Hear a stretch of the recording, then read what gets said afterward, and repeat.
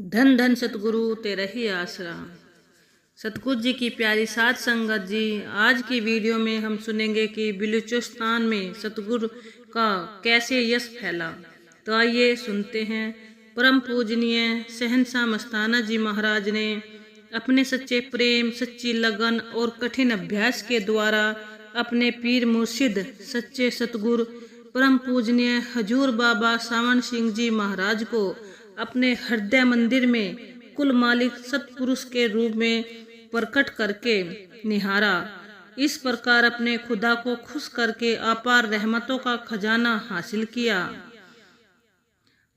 एक बार परम पूजनीय प्यारे खुदा दातार जी ने बलूचिस्तान के अंदर अपने मुर्शिद के नाम पर भंडारा किया।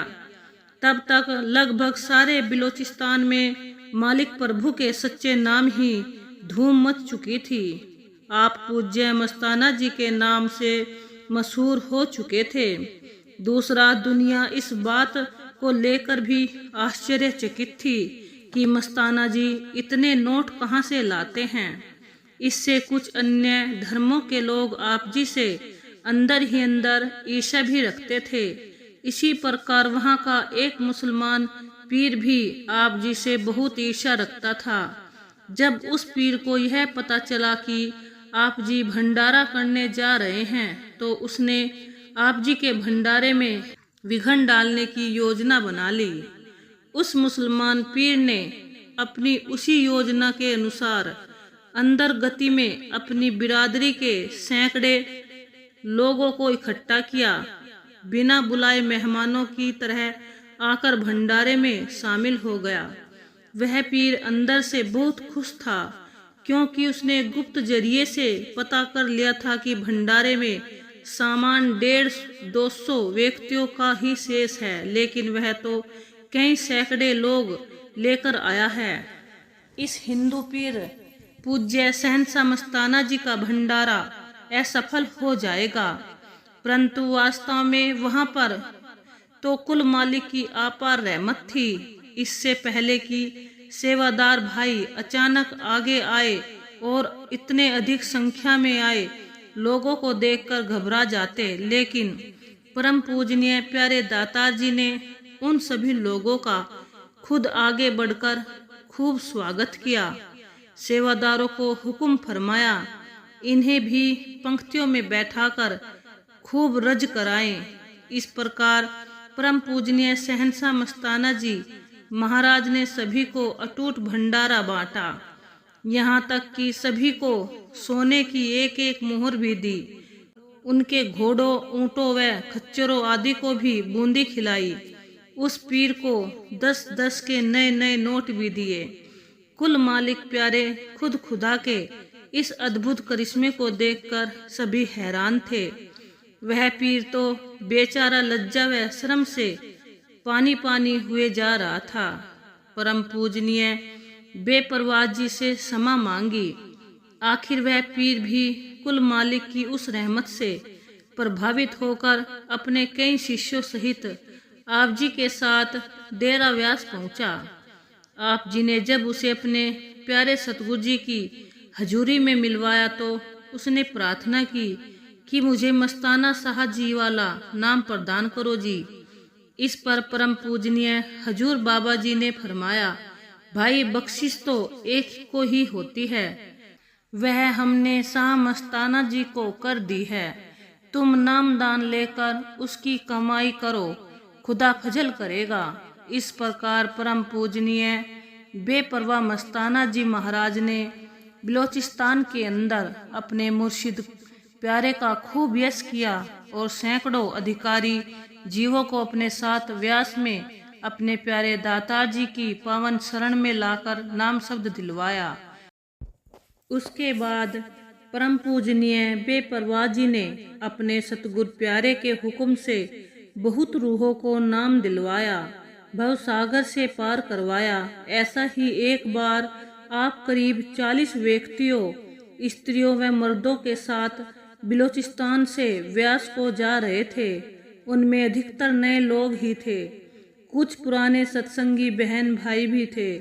हालांकि चलने से पहले आप जी ने उन सभी को सोने के जेवर, पाबंदी शुदा कपड़ा अपने साथ ले चलने से रोक दिया था, क्योंकि उन दिनों बलूचिस्तान से उन वस्तुओं को बाहर ले जाने पर पाबंदी लगी हुई थी।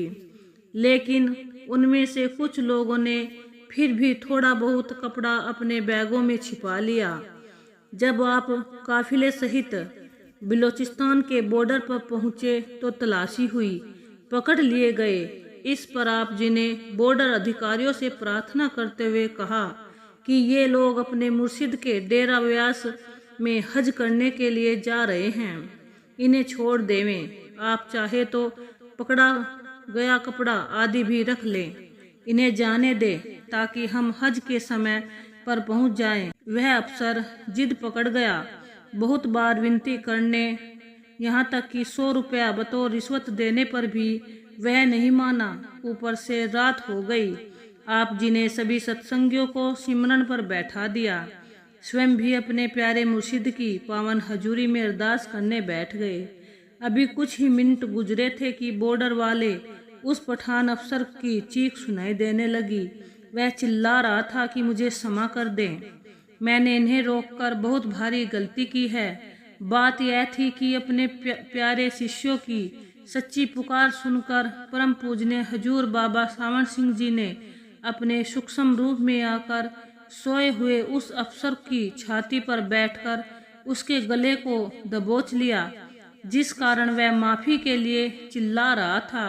सच्चे पातशाह हजूर बाबा जी ने फरमाया कि तूने माफी लेनी है तो मस्ताना साहब जी के पास जा, वे चाहे तो तुझे माफी दे सकते हैं। वह अफसर उसी समय दौड़ा दौड़ा आया, आकर आप जी के पवित्र चरण कमलों में लेट गया। मुझे बख्श दो जी। इस पर परम पूजनीय प्यारे दातार जी ने फरमाया, भाई असी कहाँ था कि हमारा मुर्शिद खुदा है। अफसर के यह पूछने पर कि आपका मुर्शिद कैसा है, तो आप जी ने अपने मुर्शिद प्यारे की बाहरी निशानी बताते हुए फरमाया कि हमारे मुर्शिद की सफ़ेद दाढ़ी है, जिसके बाल सितारों की तरह टहक महक करते हैं। उनकी आंखें ऐसी है कि नूर बरसता है, माथा चांद जैसा उज्जवल है। जिसे सुनकर वह अफसर खुशी में नाच उठा कि सचमुच ही आपका मुर्शिद नूरे खुदा खुद खुदा है। दिल करता है कि ऐसे प्यारे खुदा को निहारते ही रहें। इस बहाने आप जी ने उस पठान अफसर को भी सच्चाई का एहसास कराया। इस प्रकार पूजनीय शहंशाह मस्ताना जी महाराज के द्वारा बलूचिस्तान में अपनी रूहों को नामदान देकर काल देश में से आज़ाद करवाने के बाद पूज्य हजूर बाबा जी ने पूजनीय बेपरवाह जी की ड्यूटी पंजाब के मुल्तान, सांगला, गोजरा, मिंटगुमरी, लायलपुर आदि इलाकों में लगा दी। वहाँ पर आप जी ने अपने मुर्शिद प्यारे दातार जी का खूब यश किया। आप जी ने पंजाब के उन इलाकों में अपने प्यारे दाता जी के हुक्म द्वारा लगभग 2-2.5 साल खूब काम किया। सैकड़ों नई रूहों को अपने साथ लाकर अपने मुर्शिद जी से नाम शब्द दिलवाया। उसके बाद आपको डेरा व्यास में ही रहने का हुक्म हो गया। आप अपने प्यारे खुदा के हुक्म को सतवचन कहकर मानते हुए वहाँ से सीधे व्यास में आ गए। धन धन सतगुरु तेरा ही आसरा।